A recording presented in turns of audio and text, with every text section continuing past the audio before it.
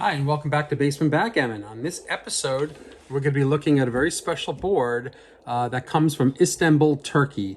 And when I say it comes from Istanbul, this was purchased in the Grand Bazaar in Istanbul, but not by me. This was during the pandemic, about, maybe just post-pandemic, about 2 years ago or so, 2.5 years ago maybe. I had a friend who was traveling in Turkey, and she was walking through the Grand Bazaar, and she knew my predilection for backgammon boards, and she saw that there are many purveyors of backgammon boards in Turkey. It's quite popular over there, although it's called Tavla, I believe. And there was this beautiful board. There's a bunch of beautiful boards actually, and she called me and FaceTimed me. So this is the modern age now. She actually was able to show me on camera live what the bazaar looked like, and also what the booth looked like where they were selling these. They were selling lots of different items other than just backgammon boards, but mostly backgammon boards. And she was just showing it to me, and I said, hey, can I buy one? And she agreed to buy one and send it to me. Actually, the vendor sent it to me. So this cost me, with shipping from Turkey, about $500. And I will go through the whole thing and what it is. But basically, for the most part, this is a board for tourists. It's a beautiful board, don't get me wrong. It's just made of wood and lacquer. And while that's very, that's appreciated over in the Middle East and in Turkey, and Eastern countries, it's not what we in the West would consider a playable board. It looks beautiful, but I don't like to play on it for reasons that you'll see in just a second. So this is hand inlaid board that's covered in lacquer, and this side of it has a chessboard, and I'll show you the whole thing in just a minute. And the inside, there's a backgammon board. And one of the things they like to do in these Tavla boards is they have little cutouts here. Let's see if I can zoom in.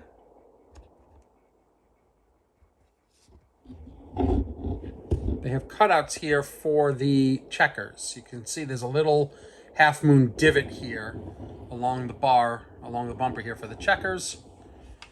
It's a beautiful pattern, and I think it's a gorgeous board to look at. I just hate playing on it because of the hard surface. The hard surface makes the dice bounce. And when the dice bounce, they tend to bounce out. Also, the checkers that come with this board, which I'll show you in just a minute, are absolutely awful. This is the box with the checkers, and on camera, these look really, really beautiful. The guy opens it up for me and he says, yes, I'll give these to you for free. And they looked really beautiful on camera. And then what I found out when I received them is that they are made out of cheap, light plastic, which I will show you in just a second. They look gorgeous on camera, especially from thousands of miles away, but they're cheap, light plastic.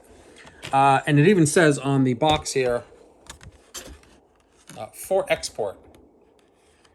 The whole board and the dice and the checkers, everything we see was made for export. These are made for tourists going through the bazaar. I'm not 100% sure if, what the locals use in Istanbul, and if there are any Turkish players here or players who know about backgammon in Turkey, please correct me if I'm wrong, whether or not these are used. But this seems to be something that is purely made for export. It is wood.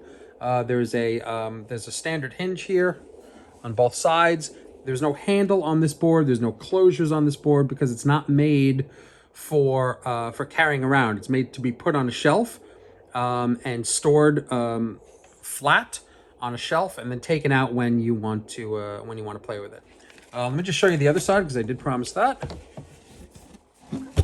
There is a chessboard on the other side, and this actually is something I would consider using as a chessboard or checkers, either one. Because it's a pretty surface. However, the pattern is so busy that it makes it difficult to even think about chess. I prefer the solid patterns for the black and the white spaces. They have all these very intricate patterns here. It's beautiful to look at, though. No question about it.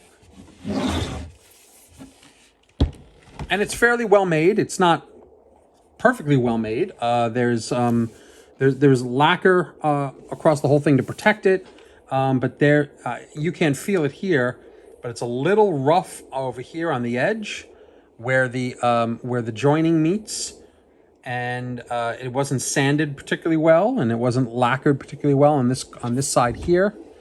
So I'm not sure this is really worth $400 American and then $100 for shipping, which is what I paid for it. But I kind of took it on faith, and I always wanted to go to the Grand Bazaar and get one of these, and I didn't think I would ever get to the Grand Bazaar, so this was the closest I can get. So let's take a look at these checkers for a second in this plastic case. And what you see here there's a little bit of felt in the bottom. These are made of plastic. This is not made of any sort of Bakelite or even heavy material. This is very, very light plastic. And frankly, they're really cheap looking and cheap feeling. So I'll throw these out here for you so you can get an idea. Now, the only good part about these divots here is that you don't have to do a 6 across test. The checkers are made to fit in the divots.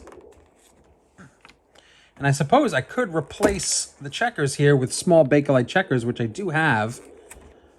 But I still wouldn't use this because of the hard surface. The dice just bounce too much. And they did give me a few dice that are in the tray with the checkers. I'll show you that in just a minute. Here's the dice that came with it. There are these tiny itty-bitty dice, which seem to be, these smaller dice seem to be favored by Middle Eastern players.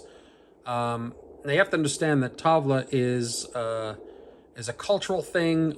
From what I've heard from other people, you will often see people playing Tavla outside of hookah bars and not hooker, hookah, H-O-O-K-A-H, bars and other places of congregation where men will just stand around playing and watching the game, and the game goes very, very fast. It's not like America where, or anywhere in the West where we play intellectually. They play very, very, it's like almost speed gammon, and your opponent is going to be picking up your dice before you even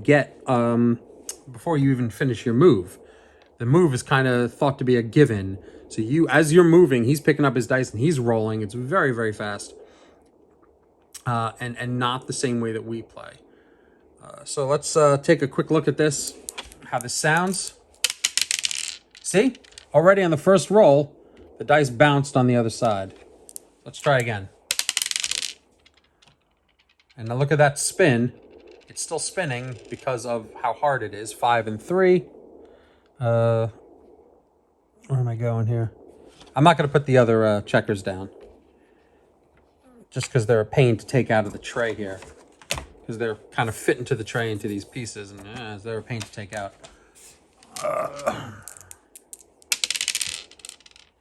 6 and 2. You get the idea.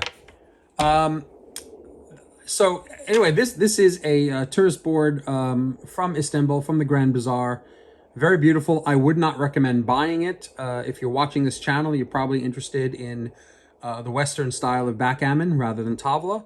But I love having it on my shelf, and I just love the story around it. And I guess it's something I will hand down to my kids and give them a story. So thanks very much for watching. I hope you enjoyed this.